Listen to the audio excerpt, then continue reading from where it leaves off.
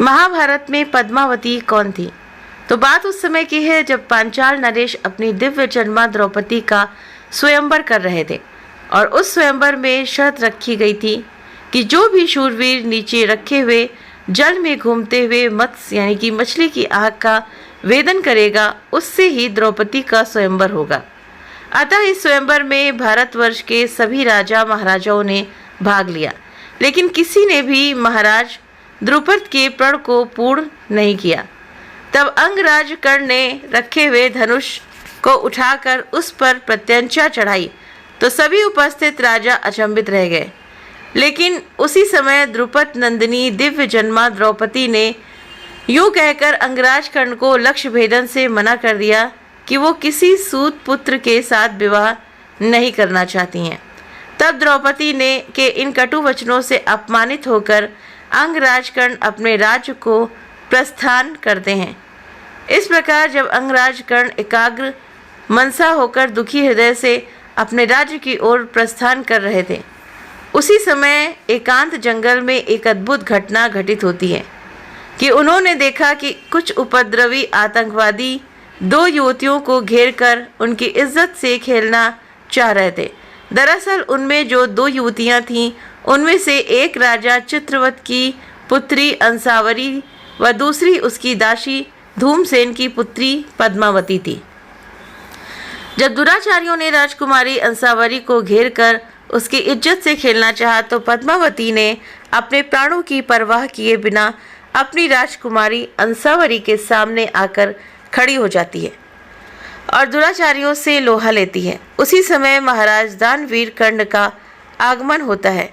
इस घटना को देखकर कर्ण ने अपने बाणों के द्वारा सभी दुराचारियों को मार गिराया, परंतु उसी समय पीछे से किसी एक दुराचारी ने अंगराज कर्ण के मस्तिष्क पर वार किया, जिससे अंगराज कर्ण मूर्छित हो जाते हैं। उस समय राजकुमारी अंसावरी भी कुछ मूर्छित हो जाती हैं। तब राजकुमारी की दासी पद्मावती अंगराज कर्ण व राजकुमारी अंसावरी को रथ में बिठाकर राजभवन लाती हैं और राजकुमारी अंसावरी को राजभवन पहुंचाती हैं। तत्पश्चात अंगराज कर्ण को अपने पिता के घर ले आती हैं। घर लाकर पद्मावती के पिता ने वैद्य को बुलवाया और वैद्य के उपचार से अंगराज कर्ण की जो मूर्छा थी वो दूर हो जाती है। जब अंगराज कर्ण की मूर्छा भंग हुई तो देखा उनके पास बैठी हुई पद्मावती उनकी सेवा कर रही हैं। कर्ण ने पद्मावती को अपनी सेवा करते हुए देखा तो प्रेम भरी नजरों से पद्मावती को देखने लगे और कहने लगे, हे देवी, मैं यहाँ कैसे पहुँचा? तब पद्मावती ने सारा वृत्तांत कह सुनाया। यहाँ से अंगराज कर्ण और पद्मावती के मन में आपसी प्रेम के अंकुर प्रस्फुटित हो जाते हैं।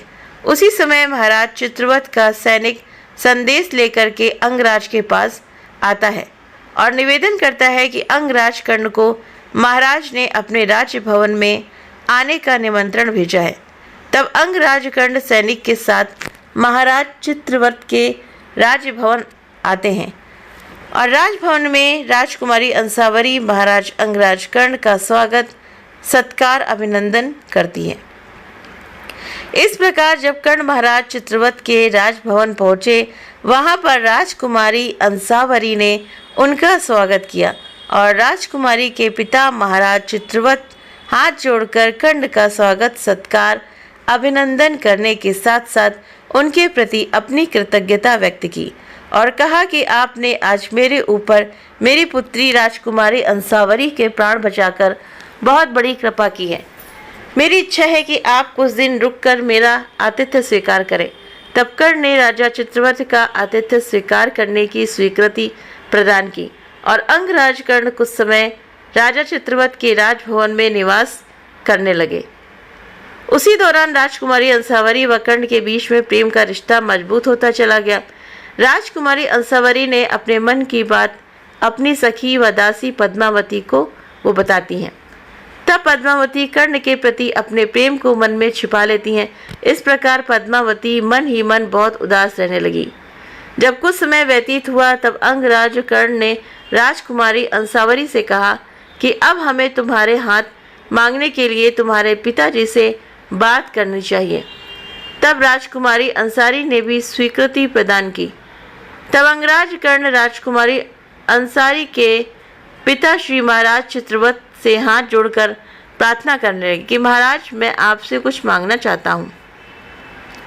तब राजा चित्रवत ने कहा कि हे अंगराज कर्ण, आपने हमारे ऊपर इतना उपकार किया है कि हम अपने प्राण भी तुम्हें शहर से दे सकते हैं। मांगो, क्या मांगना चाहते हो। तब अंगराज कर्ण ने कहा कि हे राजन, मैं आपके प्राण नहीं मांगता हूँ, मैं आपसे आपकी पुत्री राजकुमारी अंसावरी का हाथ मांगना चाहता हूँ, क्योंकि मैं और अंसावरी एक दूसरे को प्रेम करते हैं और इस प्रेम को पर्ण सूत्र में बांधना चाहते हैं।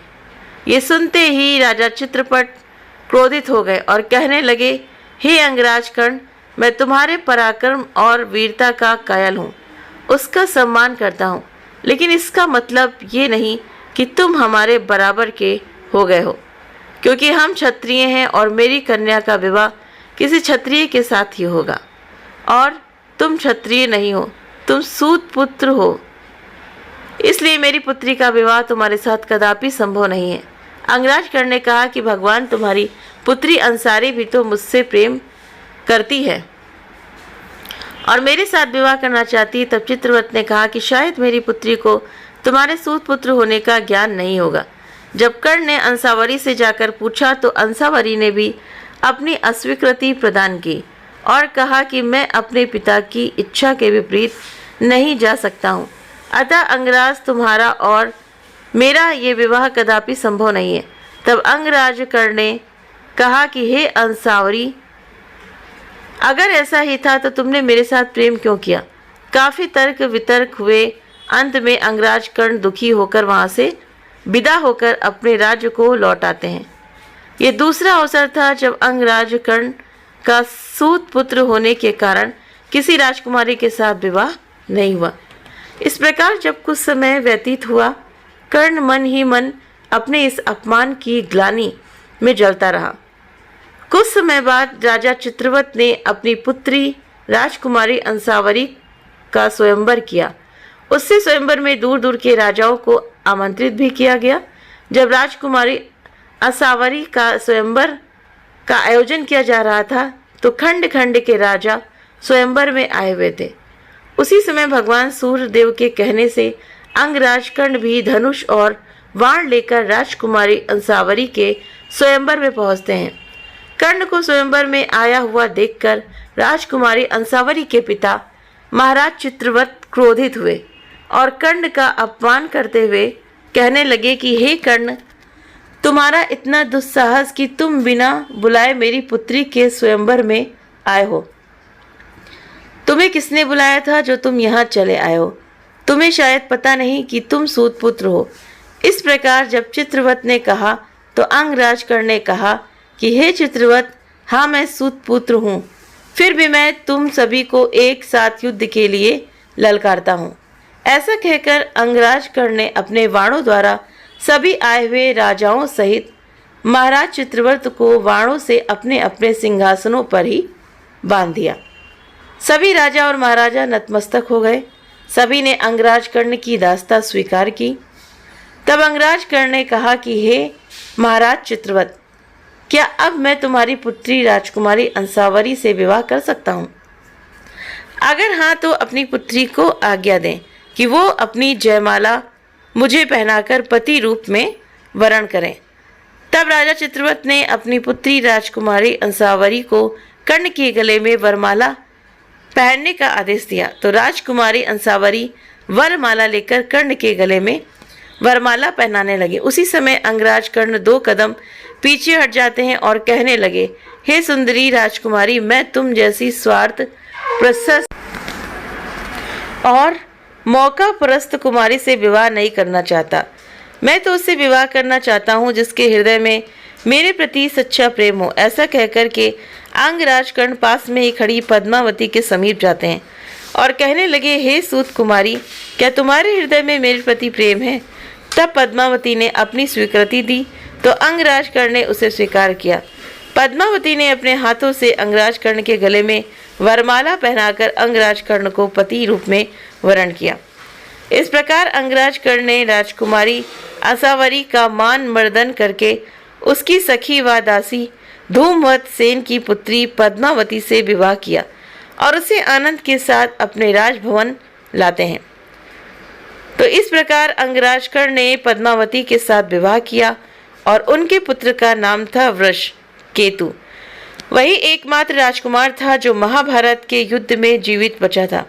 इस प्रकार महाभारत के युद्ध के बाद पद्मावती व उनके पुत्र वृषकेतु को पांडव हस्तिनापुर ले आते हैं और उसके सहयोग से भगवान श्री कृष्ण जी की छत्रछाया में अश्वमेध यज्ञ संपादित करते हैं। तो महाभारत में पद्मावती कौन थी? तो उम्मीद करते हैं कि आपको ये जानकारी मिल गई होगी। पद्मावती कर्ण की पत्नी थी और जैसा कि आपको इस कहानी में पता चलेगा। तो वीडियो पसंद आए तो वीडियो को लाइक करें, चैनल पर पहली बार सब्सक्राइब करना ना भूलें। आप अपने कमेंट करके भी जरूर से जरूर बताएं। आप सभी के सहयोग के लिए बहुत बहुत धन्यवाद।